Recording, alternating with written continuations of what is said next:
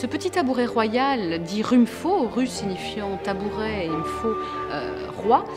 provient de l'ancien royaume du Bamoun. Alors, le royaume Bamoun était donc un royaume à l'ouest du Cameroun, un royaume guerrier avec un passé prestigieux, puisque 19 rois ont gouverné ce pays depuis son origine au XVIe siècle, dont le roi Ibrahim Noya, qui régna à partir de 1894, à la toute fin du XIXe siècle, et qui imprima à son pays un grand essor. Il le réorganisa, il développa les arts et techniques, et notamment il restait célèbre pour avoir créé un alphabet, puisque le royaume Bamoun est l'un des rares peuples d'Afrique subsaharienne à avoir développé une véritable langue. Ce type de tabouret en bois, sculpté, recouvert de perles multicolores assemblées en motifs étonnants,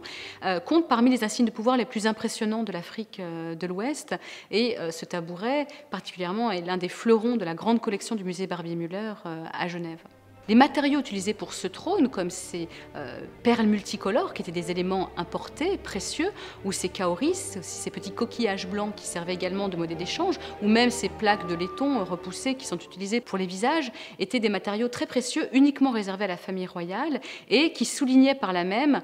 l'autorité, la puissance du souverain à la tête d'un État prospère. On sait que 3 ou 4 tabourets semblables se trouvaient dans le palais du roi Noya à la toute fin du XIXe siècle. Fait rare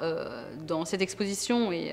concernant les trônes africains, on connaît parfaitement l'histoire de ce trône. Donc on sait que pendant la brève occupation allemande du royaume Bamoun, le général allemand Hans Glöning s'est lié d'amitié avec le roi Noya, qui l'a aidé lors de sa guerre contre les Nso, qui sont les ennemis héréditaires de toujours, et notamment à récupérer la tête de son père dérobée lors d'une bataille précédente. Et en remerciement, le roi Noya a donné à ce général allemand des insignes de pouvoir et des cadeaux, dont